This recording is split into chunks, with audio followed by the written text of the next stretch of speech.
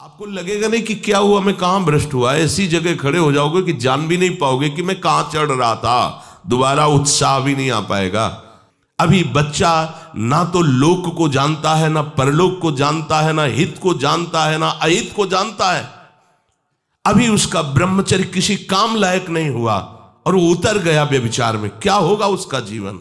अगर आप वाणी में संयम में रहते हैं ना, वो और भजन करते हैं और सत्य बोलते हैं, तो आप जो बोलेंगे वही होगा। श्रवणेंद्री से गंदी बातें सुने, वाणी से गंदी बातें बोले, रसेंद्री से गंदा भोजन करें और सोचे ब्रह्मचर्य रह जाएंगे, तो बिल्कुल नहीं, कदापि नहीं। ब्रह्मचर्य कोई खिलवाड़ नहीं है। अब जो इस मार्ग पर, अध्यात्म मार्ग पर, आनंद मार्ग पर चलना चाहते हैं, तो उनको एक इंद्रिय के संयम के लिए पांचों इंद्रियों पर संयम करना होगा, ज्ञान इंद्रियों पर। एक बात सुधारने के लिए ब्रह्मचर्य का रक्षा तभी वो उपासक कर सकता है जब सर्वतोभावेन ब्रह्मचर्य होगा। एक जनेन्द्रीय के ही ब्रह्मचर्य की पुष्टता का जब आप लक्ष्य कर लोगे, तो उसकी पुष्टता के लिए आपको सर्वतोभावेन ब्रह्मचर्य धारण करना पड़ेगा। सर्वतोभावेन नेत्र का ब्रह्मचर्य, जो नेत्र किसी को भी देखकर भोग कामना कर लेते हैं, भोग बुद्धि से देखते हैं वस्तु को, व्यक्ति को, किसी को भी, ये नेत्र से व्यभिचार हो रहा है। इसीलिए सावधान रहना चाहिए। जैसे नाटक, सिनेमा आदि हैं, वहां तो जान रहे हो चित्र हैं, पर उनमें जो अभिनय करने वाले जन हैं वो तो संसारी जन ही है ना। उनका पहनावा, ओढ़ावा, हाव भाव, अंग प्रत्यंग, अगर आप भगवत भाव से युक्त है तो संपूर्ण सृष्टि में कहीं भी दृष्टि जाए अपने प्रभु की भावना होती है। पर वहां तक पहुंचने के लिए आपको ये त्यागना होगा ना। आप किसी का अनुकरण न करें, आप अपनी स्थिति को देखें। अगर आप किसी का अनुकरण करते हैं कि हमने उनको देखा है, वो टीवी देख रहे हैं, तो टीवी में क्या देख रहे हैं, कहाँ स्थिति है, हमें क्या पता। हमको जहां पहुंचना है उसके लिए हमारे लिए बाधक है, हमें नहीं देखना है। अगर आप माना कि कोई नाटक ही देख रहे हैं, कोई ऐसे सीरियल ही देख रहे हैं, पर उसमें अभिनय करने वाले तो संसारी भोगी पुरुष ही है ना। आप कोई त्यागी जितेंद्री महात्मा को थोड़ी देख रहे हैं। तो उस देखने में तन्मयता आती है। जिसको हम देखते हैं उस पर हम आसक्त होते हैं, तभी तो उसका सुख दुख अनुभव होता है। देखो, कोई ऐसी रोने वाली सीन आए तो रोना आ जाएगा, हंसने वाली आ जाए तो हंसना आ जाएगा, ऐसे तो उसका प्रभाव हम पर पड़ रहा है ना। तो हम किसी के अभिनय करने वाले के अंग प्रत्यंग को देख रहे हैं और वो कामुक होकर कोई काम चेष्टा कर रहा है या कोई ऐसा, वो सारा का सारा मन कवर कर रहा है आपका। और एकांत होते ही फिर जो मन अपना मनमानी करवाएगा, आप नहीं सह पाएंगे। इसलिए नेत्र का ब्रह्मचर्य सबसे पहले शुरू कीजिए। आपको वो चीज नहीं देखनी, वो बात नहीं पढ़नी, वो दृश्य नहीं। श्रीमद् भागवत में वर्णन है, कोई पशु पक्षी भी मैथुन कर रहा हो, अचानक दृष्टि गई तो मानसिक प्रणाम करके दोबारा दृष्टि नहीं जानी चाहिए। इसीलिए लिखा है कि आप एक धनुष भूमि को देखकर, एक धनुष, इसमें किसी की हानि नहीं होगी, आपकी भी हानि नहीं होगी। आप एक धनुष भूमि देख करके ही चलिए। मतलब बहुत लंबी दूरी देखने की जरूरत नहीं है, बहुत दृष्टि उठा करके इधर उधर गर्दन हिलाने की जरूरत नहीं है। और जैसे कि कोई टक्कर मार सकता है, तो देखो जिनको प्रारब्धानुसार टक्कर लगनी होती है ना, वो चाहे जितनी सावधानी से चलो, वो प्रारब्ध आकर के दंड देता है। अन्यथा सीम की चाप सके को तासु, बड़ रखवार रमापति जासु। आप जा रहे हो भगवत चिंतन करते हुए, तो प्रभु का नाम आपका पहरेदार अंग रक्षक है, कोई बाल भी बांका नहीं कर सकता। आपका प्रारब्ध यदि आया है, प्रभु से पास हो गया है कि आपको ये दंड मिलना चाहिए, फिर मिलेगा। आप निश्चिंत रहिए, निर्भय रहिए। प्रभु का जो विधान है वो मंगल करने वाला है।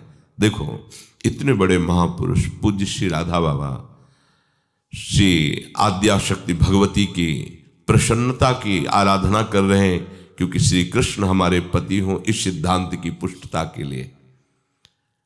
और पैर फिसल जाता है, स्नान करने जाते हैं, खड़ाऊं पहने हुए थे और अंग टूट जाता है, दवा नहीं लेते, बांस की खिपचाल बांधकर पुनः अनुष्ठान में बैठते हैं। बलिहारी ऐसी सामर्थ्य की, ये भागवतिक प्रारब्ध ऐसे महापुरुषों को भी दंड दे देता है। देखो ना, ऐसे महापुरुष जो ऐसी ऊंचाई पर पहुंचे हैं और इतने भागवत भजन में नियम निष्ठ है, उनको भी प्रारब्ध दंड दे रहा है शरीर को। तो अपने को इससे निश्चिंत हो जाना है। जो होना है उसे रोक नहीं सकते, जो नहीं होना उसे कोई कर नहीं सकता। अपने आराध्य देव के चिंतन में ज्यादा नेत्रों को इधर उधर दौड़ाने की जरूरत नहीं है। नेत्र का ब्रह्मचर्य, फिर वाणी का ब्रह्मचर्य, बहुत बड़ा प्रभाव पड़ता है इससे। यदि आप जवान से अश्लील बातें, गंदी बातें, कामुक बातें करेंगे तो आप ब्रह्मचर्य रह ही नहीं सकते। अगर आप वाणी से परस्पर शरीर आकर्षण वाली बातें करेंगे, बट उसको देखा तुमने क्या, बस आप गए। चाहे वो स्त्री शरीरधारी साधक हो या पुरुष शरीरधारी, परस्पर आकर्षण संबंधी यदि वाणी खुली आपकी, तो वाणी के व्यभिचार से आपका जनेंद्री का व्यभिचार प्रारंभ हो जाएगा। आप रोक नहीं सकते, नहीं रोक सकते।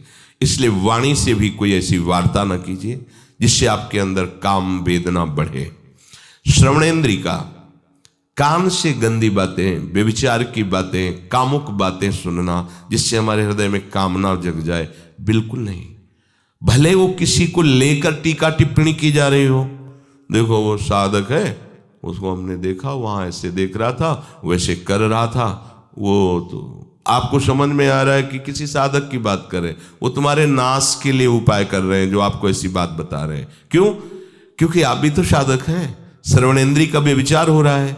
आराध्य देव के सिवा और कोई बात कान से सुनना उसे व्यभिचार कहते हैं। इसलिए महाप्रभु कहते श्रवण फूटो जो अन सुनो। ऐसा हमारा अगर कान कुछ और सुने तो फूट जाए, नेत्र कुछ और देखें तो ये नेत्र नष्ट हो जाए, वाणी कुछ और बोले तो मुख हो जाए। हमारी श्रवणेंद्री का व्यभिचार नहीं होना चाहिए। धर्म की बात, अपने आराध्य देव की बात, शास्त्र सम्मत बात हम श्रवण करें। अन्यथा अगर कोई ऐसा मित्र है या हमारा साथ में रहने वाला है, कोई किसी भी साधक की को लेकर बात कर रहा है, तो भी हमें कान में उंगली डाले नहीं। हम कोई ईश्वर थोड़ी कि हम किसी को संभाल लेंगे, हम अपने को नहीं संभाल पा रहे। हमारे सामने किसी की बात मत करो, ऐसी करना है तो प्रभु की चर्चा करो, अन्यथा मत करो। तो अगर आप श्रवणेंद्री का ब्रह्मचर्य, वाकेंद्री का ब्रह्मचर्य, नेत्रेंद्री का ब्रह्मचर्य और त्वगेंद्री का ब्रह्मचर्य, अनावश्यक किसी को स्पर्श मत करो। परस्पर विरोधी शरीर को तो भूल कर मत करो। विरोधी शरीर जैसे हमारा पुरुष शरीर है, सामने स्त्री शरीर है, तो किसी भी तरह से सेवा के लिए संकेत करना या किसी भी सेवा के लेन देन में बचाव पक्ष में रहो। यहां रख दीजिए सामान, फिर आप उठा लीजिए। सीधे हाथ में सामान लेना नहीं, सीधे हाथ में सामान देना नहीं, जमीन में रख दीजिए। बहुत पवित्र है तो आप कुर्सी पे जो भी आसन उसका हाथ में लेने का नहीं।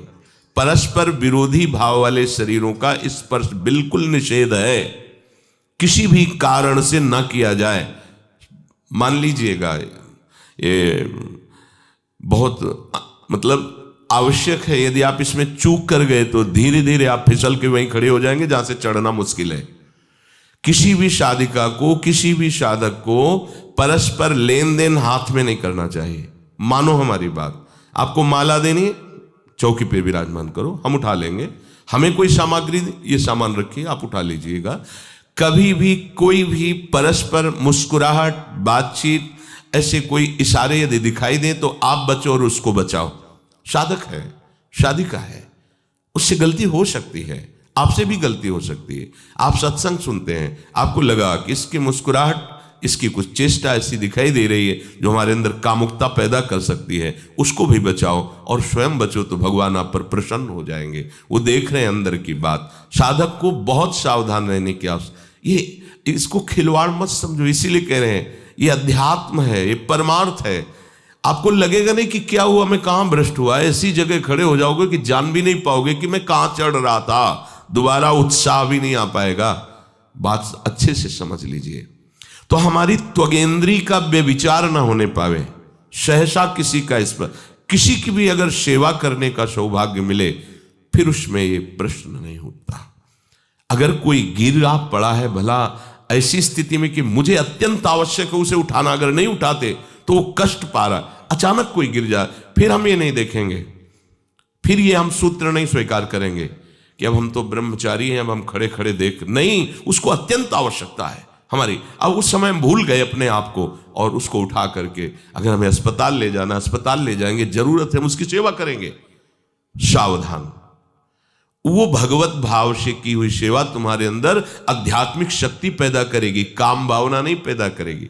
हमारी माँ बीमार हो और हमें उसे पता चला कि शौच कर दिया है, हमें शौचाना पड़े, हमें उसका मल धोना पड़े, तो क्या हमें काम जागृत हो जाएगा? क्या मेरी माँ है। हमारी बुद्धि कभी ऐसी नहीं होगी। आपका पिता है, आप लड़की हो, कोई दूसरा रह नहीं गया और वो बीमार है, आपको ऐसी क्या काम जागृत हो जाएगा? क्या अगर ऐसी सेवा में काम जागृत होता तो कोई नर्स ही अस्पताल में नहीं होती। हर सेवा उसको करनी होती है, नर्स को, चाहे वो स्त्री शरीर हो चाहे पुरुष शरीर हो, परस्पर विरोधी शरीरों की सेवा, पर कहीं काम थोड़ी जागृत होता है, क्योंकि उसको अपने सेवा धर्म से मतलब है।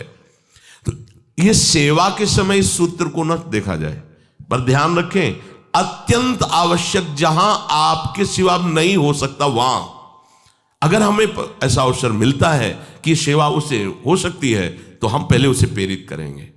और अगर ऐसा है कि अब कोई नहीं है, फिर हमारा परम धर्म जागृत हो जाता है परहित का। अगर हमारा कोई निंदा भी करे, कोई शरीर की भी हानि हो जाए, अब हम परवाह नहीं करते। परहित सरिस धर्म नहीं भाई, इससे बड़ा कोई धर्म नहीं है। पर ध्यान रखें, भगवान को साक्षी करके ये उस समय की बात है जहां बिल्कुल कोई अब गुंजाइश नहीं रह गई है।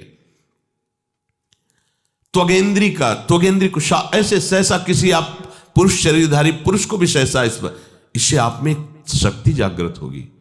यदि आप वाणी को मौन रखते हैं और भगवान नाम जप करते हैं और सत्य बोलते हैं, तो आप जब कभी जो कुछ भी बोलेंगे वैसा ही सत्य होगा। गांधारी जी ने कोई तप नहीं किया था। जब सुना कि मेरा ब्याह धृतराष्ट्र से हो रहा है जो बाह्य नेत्र रहित है, उसी समय पट्टी बांध ली कि जब मेरा पति संसार को नहीं देख सकता तो मैं भी संसार को नहीं देखूं। जब मेरा पति मेरे रूप को नहीं देख सकता तो मैं भी किसी के रूप को नहीं देख, पट्टी बांध ली थी। जब महाभारत का युद्ध चल रहा था, बड़े बड़े वीरों को मार गिराया जा रहा था, गांधारी ने दुर्योधन से कहा, सुन, मुझे पता है कि भीम की गदा को तो झेल नहीं पाएगा, क्योंकि सबसे बड़ी बात भगवान का वरद हस्त उनके ऊपर है। दूसरी बात, वो पवन पुत्र है, वो जब अपने आवेश में आ जाएगा तो तेरी सामर्थ्य नहीं कि उसकी गदा के प्रहार को तू सह सके। पर मैं तुझे शक्ति प्रदान करूंगी। मैं एक पतिव्रता हूं, आज तक कभी पति का वरण करने के बाद कुछ देखा नहीं है। मैं अपने नेत्रों की पट्टी खोलूंगी, तू नग्न होकर मेरे सामने आ जाना। मेरी दृष्टि पड़ते ही वज्र का शरीर तेरा हो जाएगा। किसी की सामर्थ्य नहीं कि तेरे उस अंगों को तोड़ सके। भगवान सब कुछ जानने वाले हैं। भगवान भक्त पक्षपाती होते। भगवान का स्वभाव भक्त का पक्षपात लेना होता है। वो अपने महल से कॉरिडोर से जा रहा था गांधारी जी के पास, भगवान आ गए चट से, तो तुरंत उसने हाथ ऐसे लगा लिया। मुझे शर्म आनी चाहिए यार, तो हस्तिनापुर के सम्राट पद पर अभिषिक्त होने के लिए तैयारी कर रहा है, नंगे घूम रहा है गली में। उसने कहा, गली में नहीं, माँ के सामने जा रहा है। अरे कोई बच्चा है, ऐसे जाया जाता है माँ के सामने? उसने कहा, माँ ने कहा है कि हम पट्टी खोलकर तुम्हें देख लेंगी तो तुम्हारा शरीर वज्र का। चलो माना, माँ की आज्ञा का पालन करो, थोड़ा इन अंगों को तो ढक लो। तुम तो बड़े हो, कोई बच्चे थोड़ी माँ के सामने ऐसे चले जाओगे, ढकना चाहिए तुम्हें। वापस कर दिया। वो यहाँ ऐसे पत्तों से ढका, वस्त्र नहीं पहना, माँ की आज्ञा ऐसे पत्ते से ऐसे कमर से ऐसे ढक लिया, पीछे आगे ऐसे। गांधारी जी ने पट्टी खोली और जे ही देखा पूरा शरीर वज्र का हो। तो ये क्या किया तूने, कमर में क्यों बांध लिया? बोले शर्म लगती थी। कैसे आपके? बोले यहीं से मारा जाएगा। भीम की गदा का प्रहार तेरी इसी जंघा और कमर को तोड़ देगा, तेरी मृत्यु। मान गई, प्रभु के विधान के आगे किसी का बल काम नहीं करता। गांधारी, ये केवल आंख में पट्टी बांधने की सामर्थ्य थी कि मेरा पति यदि अंधा है तो मैं भी किसी रूप को नहीं देखूंगी। अगर आप वाणी में संयम में रहते हैं ना, वो और भजन करते हैं और सत्य बोलते हैं, तो आप जो बोलेंगे वही होगा। पर ऐसा कुछ अनर्थ वो बोलता ही नहीं, क्योंकि ऐसा संयमी जान जाता है कि इन सब का फल भगवत प्राप्ति है, किसी को कष्ट देना नहीं है। एक एक इंद्री का जब आप ब्रह्मचर्य संयम करोगे तब आपका वीर संयम होगा। ध्यान रखना, आप नेत्रेंद्री से गंदे चित्र देखें, श्रवणेंद्री से गंदी बातें सुने, वाणी से गंदी बातें बोलें, रसेंद्री से गंदा भोजन करें और सोचे ब्रह्मचर्य रह जाएंगे, तो बिल्कुल नहीं, कदापि नहीं। ब्रह्मचर्य कोई खिलवाड़ नहीं है। जो ये तो हुआ इंद्रियों का, फिर आता है अंतःकरण का ब्रह्मचर्य। हमारा मन काम की तरफ तभी जाता है जब उसको निज सुख नहीं मिलता। ध्यान रखना, सृष्टि में जितने भी दुर्गुण दुराचार होते हैं उनमें दो प्रधान होते हैं, एक काम भोग और एक धन, और सब छोटी मोटी बातें हैं। प्रायः जितने भी हिंसा होंगी, जितनी भी भयानक घटनाएं होंगी, भयानक युद्ध होगा, उन दो में अंतर्गत ही होगा, दो के अंतर्गत ही होगा। या उसका कहीं ना कहीं काम से संबंध, स्त्री संबंध से या धन संबंध से है। चाहे जो भी घटना हो उसको देख लेना, प्रधानता दो में ही होगा, कंचन और कामिनी। कीर्ति में कीर्तिवान तो कोई कोई बिरले ही होते हैं, तो वो तो बहुत आगे की बातें हैं। पर प्रायः जितने भी युद्ध हैं, जितनी भी हिंसा है, जितना भी भयानक कुकृत्य है, इन दो में ही होता है। उपासक को ये बात समझनी चाहिए, मन को समझाना चाहिए, सच्ची मानी। मतलब वाणी में शब्द नहीं होता इन बातों को बताने का, यदि कहीं मन को समझाना चाहिए। देखो, अपने लोग उपासक हैं, हम जहां जहां आसक्त हो रहे हैं उसमें हमारे मन का केवल भ्रम है। शरीर के द्वारों में कहीं सुख है, घृणित द्वारों में कहीं सुख है। अगर सुख होता तो इनके भोगने के बाद हृदय कह देता कि अब कछुनाथ न चाहिए मोरे, शांत हो जाता।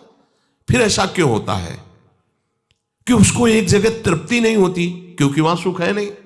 फिर सोचता है शायद उसमें हो, उसमें हो, उसमें हो। पूरे के पूरे युग के युग व्यतीत हो गए, कल्प के कल्प व्यतीत हो गए भोगते हुए, क्या सुख मिला? क्या स्त्री शरीर सोचता है पुरुष शरीर में सुख है, पुरुष शरीर सोचता है स्त्री शरीर में सुख है, या आदि आदि। अगर सुख होता तो पूरे ब्रह्मांड में पशु पक्षी कीड़ा मकोड़ा सब मैथुन धर्म से युक्त हैं, ये सब सुखी हो जाते हैं ना।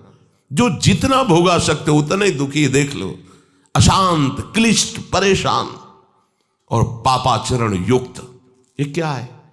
मन को समझाइए। वैरागी भगवत मार्ग का पथिक मन के द्वारा ऑपरेशन करता है हर वस्तु का। ये सब, इसको ऐसा ना समझे कि बड़ी गुप्त बातें हैं। गुप्त बातें हैं प्रिया प्रीतम के दिव्य चिदानंदमय रहस्य की, ये गुप्त बातें नहीं, इनको समझो खोल करके।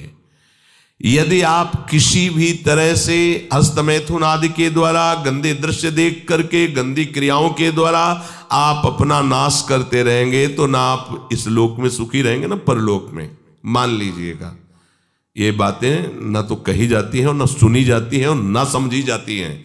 इसीलिए हमारा बहुत ही आगे की पीढ़ी जो सनातन धर्मावलंबी, जो भागवत, हर देश से महान भारत देश को क्यों कहा गया?